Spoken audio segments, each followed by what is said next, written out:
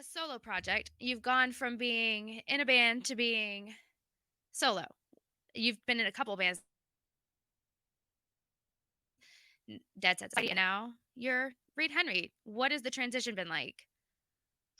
Yeah, that's right. So, I mean, as a writer, the process has been pretty natural for me. I don't feel like anything's really changed from the way I wrote music back then to the way I write music now. Obviously, there's a lot has changed, but nothing substantial in the way that it affects my art output. So it's definitely there's more on my shoulders now, but at the same time, there's with every positive there's a negative, I suppose, but yeah, it is what it is, and I'm excited to continue making music, and I'm excited for this part of my career. Awesome. So, the debut My Darkest Days album came out over a decade ago. So you clearly have a little bit of longevity in this industry. Over the past 10 years, what do you think has changed the most Mhm. since that debut album? Yeah, I mean, I think that number one thing in my opinion has been the way people consume music. When My Darkest Days debuted, we were selling records, we were making a record. Records were the thing, and I'm going to be like, full disclosure, I don't know the last record I listened to in full. Yeah. Well, does anyone do that? I don't think anyone does that. If they say they Singles do, are they're so lying. popular now. Right. Like playlists. I mean, for me, it's all about playlist culture, and Right. and I think that that's great. There was always that existed back in the day, like when I was a kid, the mixtape and mix CD culture was kind of the thing. I feel like are the evolution of that. So certainly the way people consume music has changed more than anything else that I can think of. Okay. Okay, so you had your first debut solo single Monster come out in June, Mhm, and that was a very it sounded like what was a very interpersonal song. It was mhm, very deep, and now we've got The Blind, which feels a bit more politically charged. Do mhm. you feel does one type of songwriting come easier than the other lyric wise? How do you go about different processes for different themes and ideas behind songs? I think being truthful as an artist is the most important thing. If you're truthful and you're inspired and truthful, I think your output will be, it may not be for everyone, but at least it's going to be authentic. And I think authenticity plays probably more than, some artifice, catchy, snappy tune. I feel like people are over that. People want substance, and I think that 2020 has been inspiring in a lot of ways. Not all of them, most of them, not good. And I Certainly think not. that the blind for me is kind of like a Rorschach ink blot test. No matter what your opinions are, the song will sort of act as a mirror in that way, which wasn't necessarily the intention. I think it's just a song that's frustrated. I think everyone's frustrated. I think we're all sort of, um, at both sides of the aisle, people are frustrated, and I think that this song speaks to that. Yeah.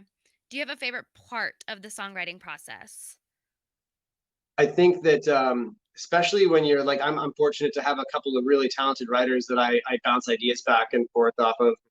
Um, and I think one of my favorite parts about writing a song is when you're in it and it starts to get real cool and you've got the hook or the part that you get excited about, that moment of like, woo, we're in. That's my favorite part about songwriting, when the bed tracks are laid down and you put down your for me it's like songwriting and recording kind of go hand in hand. I'm an audio engineer, and I've like been an audio engineer for like almost 2 decades. So for me it's like the production, um, when everything starts to fall into place. It's you get There's a certainly exhilaration that for me as a writer I only really get from that. So Okay. Nice. Okay, so now that you are stepping away from bands and you're becoming a solo artist, I feel like it's only appropriate that we get to know you a little better.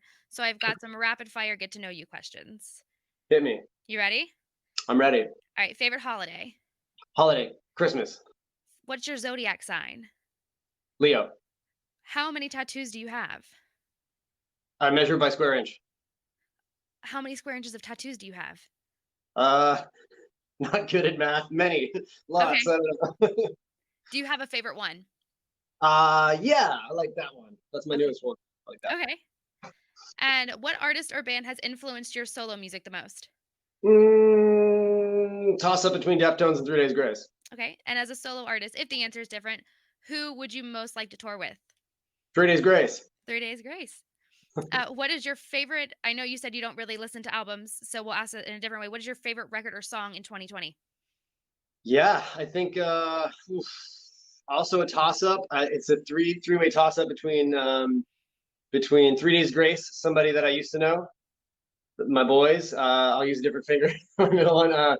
So yeah, 3 Days Grace, Popular Monster, Popular Monster, of course, and Bring Me the Horizon,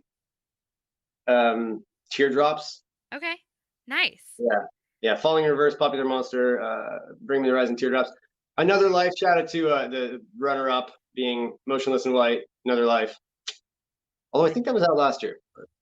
I don't even know what week it is anymore. I do that all the time. I'm like, did that come out this year? Did We that happen lost in 2020? we lost track of time. It's Yeah. Do you have slipping any away. do you have any holiday traditions? Holiday traditions. I think that I like going for Christmas, like for well, holiday walks. You don't have to celebrate Christmas to enjoy the. For me, where I live, it gets cold. It gets cold and it gets snowy, and I like. I find it very. It clears my head to go for a walk and see, especially when it's snowing, or appreciate the change of season and see how nature has changed, and then come home and then have a hot chocolate and you know listen to anything except the Mariah Carey Christmas album. Yeah, that gets old real quick. I feel like Uh-huh. you hear it like I was in Macy's and it was Hmm. like the middle of November and it was playing and I was like, You it's what? happened. Yeah, I this can't do early? this. Yeah. It just gets earlier every year. Yeah, yeah. You can't I skip it. My heart goes out to the brave retail workers that are, you know, Yeah. just getting bombarded by the holiday music 24/7. I've never had to handle that much of it, and but I'm sure they just you get to a point where you just tune it out. My last rapid fire question is, are you in any fandoms? Oh, yeah. I mean, I'm a huge fan geez, Smashing Pumpkins. I think. Okay. Yeah, yeah. Smashing Yeah. Pumpkins. Huge fan. Always been a huge fan of Smashing Pumpkins. Linkin Park. I was a big LP Underground guy.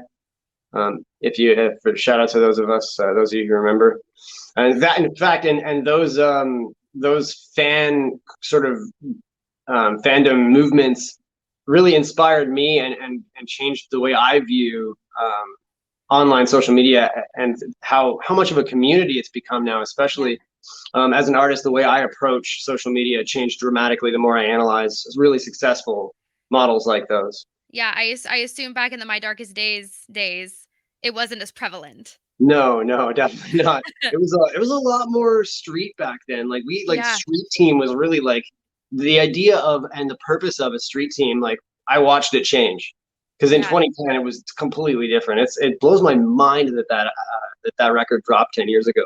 But just to certainly, I was there while the old record industry yeah, and the new model emerged. So it's been exciting. I mean, I was too young to really feel like some of the bitterness that I think people 10 years my senior have as musicians that are like, oh, back in the old days. yeah, For me, I don't lament that. I'm excited by challenges and I'm excited by the internet.